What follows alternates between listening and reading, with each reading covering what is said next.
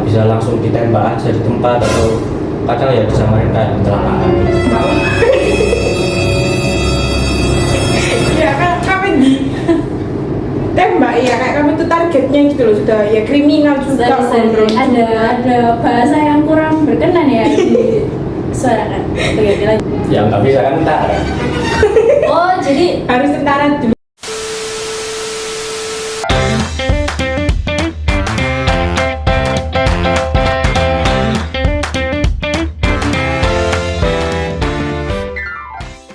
oke, halo semuanya.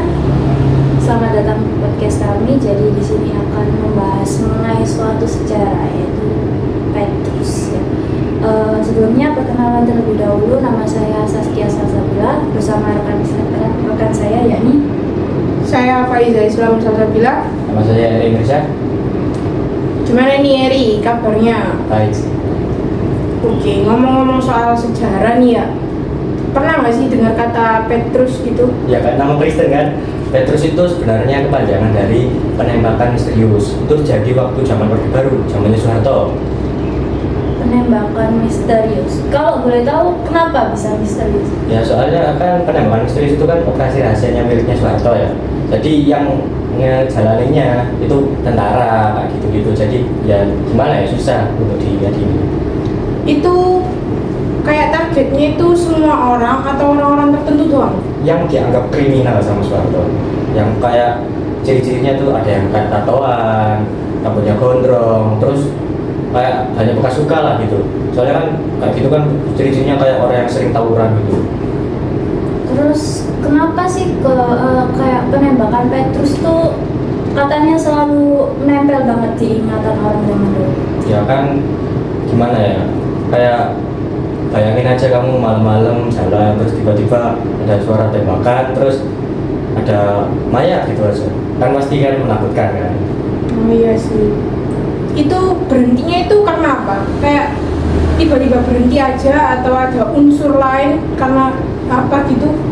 Pertama-tama kan Petrus ini kan karena yang dianggap kriminal itu kan cuma dari penampilannya aja, dari kayak ya tatoan, rambutnya gondrong gitu aja kan. Jadi yang nggak kriminal, yang punya ciri-ciri kayak gitu juga ditarget. Jadi itu yang buat kayak masyarakat itu marah gitu. Itu kan juga melanggar hak asasi manusia kan. Bahkan sampai apa namanya, negara-negara lain juga minta Indonesia suruh berhenti gitu buat Petrus itu. Berjalan berapa tahun itu Petrusnya? Dari 1983 sampai 1985. Main mana ya? Ya korbannya juga lumayan banyak. Berapa itu kisaran korbannya gitu? Korbannya itu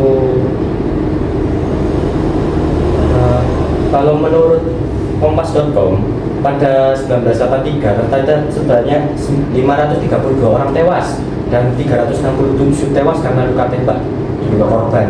Jadi bukan korban, yang maksudnya bukan orang kriminalnya gitu. Jadi salah tembak lah. Terus 1984 ada 107 orang tewas, dan pada 1985 jumlah 74 orang tewas, 28 diantaranya tewas karena ditembak. Itu gak mengenal usia gitu tak? Atau kayak dengan usia targetnya usia harus kayak usianya segini? Enggak sih, enggak. Jadi anak kecil juga bisa di Ya kan, target? anak kecil kan enggak tatoan ya kan, rambutnya kan Iya tatoan. sih, gak mungkin. Kan bisa jadi. Oke. Dengar-dengar juga korban Petrus ini sering ditandai dulu. Kayak apa sih? Gimana gitu cara pemerintah bisa nunjuk targetnya itu? Ya dilihat aja, jadi kayak diawasi gitu. Terus habis itu dilihat kayak punya ciri-cirinya apa enggak. Kadang-kadang juga banyak sih yang salah tembak. Oke. Kalau cara membunuhnya itu ada banyak, ada satunya bisa diculik, bisa langsung ditembak aja di tempat, atau kadang ya disamain kayak kecelakaan gitu. Jadi nggak mesti langsung ditembak gitu ya? Iya. Kalau kamu berada di posisi itu, apa yang kamu lakukan? Di posisi yang mana nih? Iya, di posisi yang Targetnya. targetnya. Ya kalau misalnya kriminal apa bukan nih, kalau misalnya punya ciri-ciri itu tapi yang nggak kriminal gimana? Yang mana? Ya pokoknya kan kami ditembak. Iya kan kami ditembak ya kayak kami itu targetnya gitu loh, sudah ya kriminal juga. Sorry. Ada bahasa yang kurang berkenan ya di suarakan. Oke, lanjut. Kayak udah gondrong juga, terus tatoan juga. Ya takut sih, tapi ada kok korbannya yang bisa lolos. Lolos itu gimana caranya bisa lolos itu? Ya ini ada namanya, dulu itu korban selamat lah. Korban selamatnya namanya itu Bati Mulyono. Dia itu dulu itu apa namanya kayak preman yang kerja sama pejabat, tapi tetap ditarget sama Petrus. Ini menunjukkan kalau misal Petrus itu gak memandang kalau misal kamu itu kerja sama pejabat atau pemerintah, kamu preman ya ditarget gitu. Tapi dia bisa selamat waktu itu, walaupun apa namanya lukanya cukup berat. Dia itu kabur di gunung Lawu kalau nggak salah. Terus itu bertahan orangnya itu? Bertahan, soalnya dia itu bener-bener di gunung gitu. Sampai apa penjajahan? Sampai dia dengar kalau misal dia itu kan kalau nggak salah di target waktu 1984 kalau nggak salah, kalau nggak 83. Dia itu di situ sampai dia dengar kalau misal ada berita bahwa Petrus waktu tahun 1985 itu sudah ditiadakan. Dia baru turun lagi dari gunung tersebut. Tapi pas turun itu dia ditarget lagi atau udah sebagai Enggak, orang anggap soalnya biasa aja gitu? Mungkin nggak tahu ya, karena sudah terlalu lama ya. Jadi iya. dianggap kalau misal dia itu sudah meninggal atau gimana. Bisa ya hidup di gunung selama bertahun-tahun? Iya sih. Oke, ada juga ini yang bilang kalau operasi ini tuh bikin orang takut berbuat jahat. Iya. Tapi apa cara ini tuh kayak benar-benar efektif gitu? Kalau dibilang efektif ya efektif, karena kan waktu zaman Soeharto, waktu dia itu mengambil alih pemerintah, waktu zaman Orde Baru ini, itu kriminalitas kan lagi tinggi-tingginya tuh. Nah, waktu tinggi-tingginya itu Soeharto itu ngadain gimana kalau misal supaya kriminalitas itu turun, kita buat operasi Petrus ini, dan itu berhasil. Cuma ya gitu, hak asasi manusianya kan dilanggar, terus banyak yang protes gimana ya itu. Petrus sendiri itu kan artinya penembak yang misterius ya? Ya, Itu berarti yang menembak itu orang yang misterius gitu kan? gimana maksudnya misterius? Iya dong. Nah berarti apa, kayak misalnya saya ini mau jadi yang penembak gitu gimana? Bisa nggak? Ya nggak bisa kan tentara. Oh, jadi Harus tentara dulu, Iya. ada kayak apa namanya sesi masuknya dulu tau gimana? Ya enggak, karena kan Petrus ini yang disuruh itu tentara yang disuruh bunuh. oke, bukan kayak hanya sembarang orang biasa gini gitu. Ya enggak, tentara yang disuruh kayak gitu.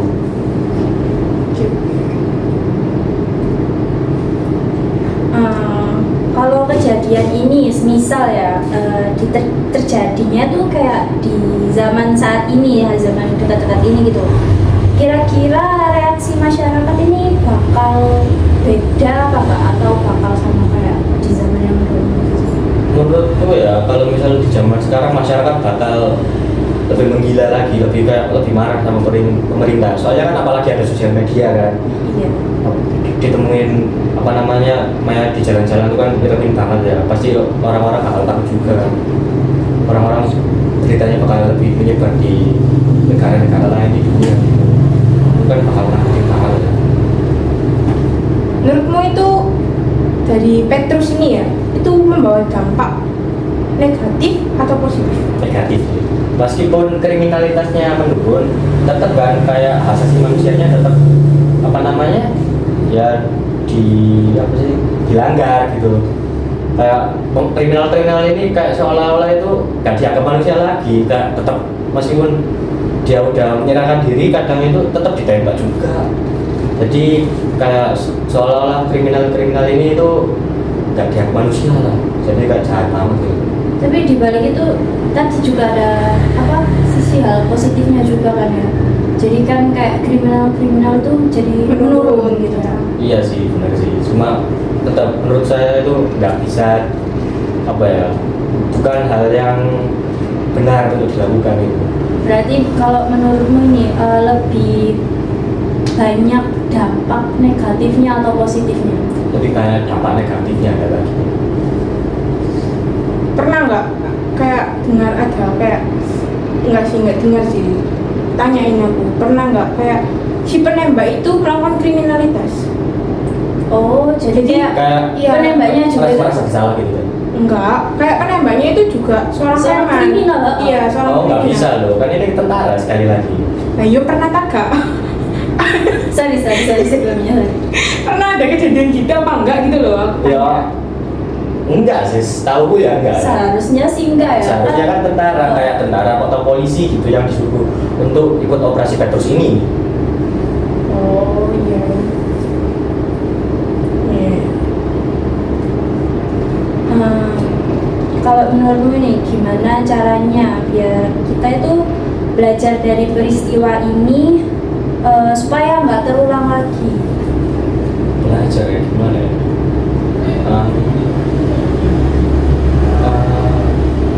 Kalau menurutku ya kita juga harus nggak menilai seseorang itu dari penampilannya aja. Soalnya kan nggak semua orang yang tatoan atau gondrong itu kan apa ya, tidak mesti orang jahat gitu. Kita itu juga nggak bisa nilai itu dari penampilan itu sih yang jadi pelajarannya. Ada sisi positifnya juga sih kalau dari situ. Jadi kayak nggak semua orang yang kayak bertato atau gondrong itu selalu kriminal. Ya, terus itu sama kayak kriminal walaupun dia juga melakukan hal jahat ya, itu tetap tetap harus diadili gitu loh. Sama kayak orang biasa kan melakukan kejahatan, jadi ya walaupun kriminal ya tetap harus diadili, nggak bisa langsung dibunuh gitu aja. Itu bunuhnya tuh benar-benar sampai mati atau disiksa dulu? Sekedar disiksa. Kak, maksudnya kayak kalau peperangan itu kan cuma ditusuk-tusuk, diserang biar sakit dulu, terus dibiarkan mati. Masih yang kayak pembunuhnya itu loh, Iya. itu kan disiksa dulu kan, nanti kan lama-lama dibiarkan membusuk, atau langsung ditembak langsung mati gitu. Ada macam-macam sih, ada yang diculik dulu kan, kayak aku yang bilang tadi, ada yang diculik dulu, dibawa kemana, terus di di bredel gitu loh. Nah, dibredel. Tembak. Enggak lah, Oh, dia bantur gitu. Bukan. Gak maksudnya kayak gitu, kayak kriminalnya itu diculik, terus dikumpulin di satu tempat, terus ditembaki sama tentaranya. Jadi kayak ditembak gitu loh, Pak. Kayak dia itu diikat, terus kayak nggak tahu kayak aku di mana gitu, terus langsung ditembak gitu aja sama tentaranya. Jadi kayak banyak tentaranya itu langsung nembaki gitu. Oh iya. Tapi makin lama kayak makin tahun ke tahun kok korbannya makin banyak ya?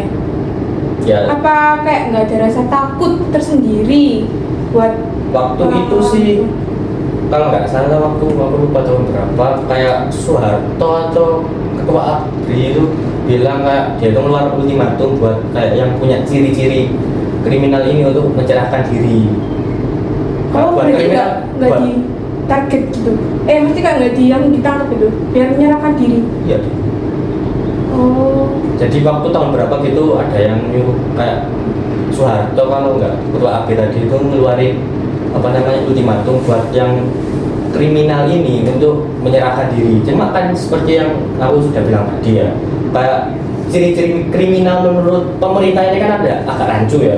Kayak misal kayak yang kayak tatoan, kayak gondrong gitu. Jadi orang-orang yang kayak gondrong aja nih kayak merasa kayak aku dianggap kriminal apa enggak ya, karena takut dia akhirnya ikut menyerahkan diri walaupun dia nggak pernah melakukan hal kriminal, soalnya kan dia takut kan dibunuh. Oh, jadi terpacu sama itu juga sih, apa kayak ciri-ciri orang kriminal, jadi Iya. dia kayak ya udahlah aku menyerah apa Iya, daripada kayak dibunuh. memasrahkan gitu loh. Iya. Oh iya. Lalu apa lagi ya? Mungkin dari siapa? Elsa dulunya ada yang ditanyain lagi. Itu sih. Kalau ya benar kamu itu tadi. Saya mau tanya yang kamu tanyakan tadi. Perasaan penembakannya itu gimana? Si penembak itu loh, perasaannya itu gimana? Apa merasa bersalah? Jadi, iya, kayak atau gimana mungkin dia gitu ya? bangga gitu bisa menembak atau kayak ada rasa bersalah. Menurut gue kayak sebagai manusia aja ya kan pasti, walaupun mungkin ada yang enggak, cuma aku yakin pasti ada sih yang paling merasa bersalah sampai sekarang juga. soalnya kan ya gimana pun itu tetap manusia yang dibunuh gitu. Soehartonya sendiri merasa bersalah nggak ya? Enggak, Kenapa kok bisa begitu? soalnya waktu dulu itu kayak apa namanya banyak wartawan yang nanya-nanya sudah apa Petrus ini, tapi pemerintah itu tetap nggak mau ngakui kalau misal Petrus ini perbuatan mereka. Jadi kalau misal ditanya sama wartawan gitu mesti dijawab dengan kayak kalau misal Petrus ini perbuatan kayak perang geng gitu, tawuran lah. Jadi bukan perbuatan mereka. Jadi pemerintahnya sendiri itu nggak mau ngaku gitu. Nah, kalau geng-geng itu termasuk target nggak? Jadi gimana nih? Kayak ada geng motor kan zaman dahulu atau nggak sih geng motor? Nggak tahu sih. Mungkin ada kali, cuma sebagian kecil. Iya. Ya. Oh. Terus gitu mayatnya dibuang kemana ya? Atau dikubur? Dibiarin aja. Biarnya memang busuk. Ya biasanya sih kalau misal ditembak gitu aja ya dibiarin aja. Banyak kan yang mau di jalan-jalan gitu. Oh, berarti kayak kelainan. Apa ya? Tergeletak di Iya, jalan kayak terus. jalan-jalan gitu. Oh. Itu ada dampaknya ya buat anak-anak kecil gitu.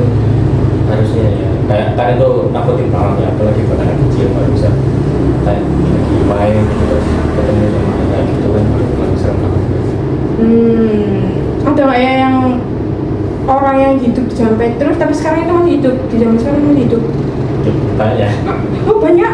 Maksudnya gimana nih? Zaman Petrus Orang gimana? yang Orang sing ya dulu itu hidup di zaman Petrus. Ya. Tapi sekarang 2024 ini dia itu masih hidup gitu loh. Zaman Petrus itu gimana? Maksudnya saat zaman dia ikut pemerintahnya ada- Soeharto itu. ya tanya itu harusnya ya. Dia Tahun berapa sih sebelumnya lupa aku. 1983 sampai 1983 sampai Yang 85. sekarang sudah tahun udah 4 ya nggak bisa. kayaknya udah Nggak ada. sudah berumur ya. Iya. Iya gitu, ada trauma tersendiri nggak ya? Kayak Ya, iya apalagi kan kayak korban selamatnya kan pasti kayak merasa kayak pemerintah pasti benci sama pemerintah gitu dia. Dan pernah ditarget sama pemerintah juga. Apalagi kayak pelaku Petrusnya juga pasti sampai sekarang mungkin merasa bersalah. untung ya sekarang udah nggak ada Petrus gitu. Jadi gitu berarti kalau buat kesehatan mentalnya dia ada dampaknya nggak? Kayak misal anak kecil jadi takut gitu kan? Ya sih, ada harusnya. Itu nembaknya itu nggak tahu tempat atau gimana gitu. Mesti kayak diperlihatkan di Soalnya mulutnya. di orang gitu apa nggak sih kayak ada anak kecil melihat Enggak langsung. dong, enggak ya. Nggak kan berarti kan Cuma- kayak di Cuma ya kan tiba-tiba aja gitu. Jadi nggak tahu kalau misalnya sudah sini. oke. Boleh sambil diminum juga. Iya ya, Oh, diminum iya. aja, diminum. Makasih ya. Itu tuh sampai Jadi dimakan. saya minum makasih ya. Iya, iya. Sama-sama. Santai. Iya.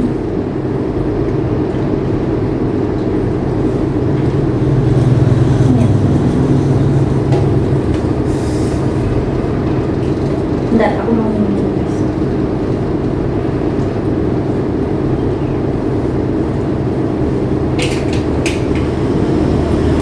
Wah, jadi panjang banget ya jadi cerita sejarah kita kali ini mengenai Petrus. Nah, kerasa ini sangat mendalam banget. Ya, udah lama ini. Iya, tapi banyak yang masih penasaran juga soal sejarah ini tuh kayak soalnya kan misterius gitu loh, bang nggak sih? Namanya kan aja penembak misterius. Jadi kita itu banyak kalangan di sekolah itu penasaran mengenai penembakan ini Iya. tuh. Soalnya kan udah meskipun udah lama tenggelam beritanya. Sih. Udah cukup lama kita berbincang, udah berapa menit nih? 15 menitan lah kita. Ya, lebih ya. 15 menitan. Udah. Mungkin cukup sampai sini aja podcast kita kali ini. Buat yang mau kepo dengan Topik mengenai sejarah sejarah Petrus ini untuk lebih dalam lagi. betul. Nah, Kita kita mungkin kalian lihat part 2-nya, part 2. ya kalian bisa lihat episode selanjutnya ya. Oke, sekian aja buat podcast kita kali ini. Kita tutup. Nah, bye-bye. Wassalamualaikum. Wassalamualaikum. Oh ya, bye-bye aja, bye-bye. Bye. Bye. See you.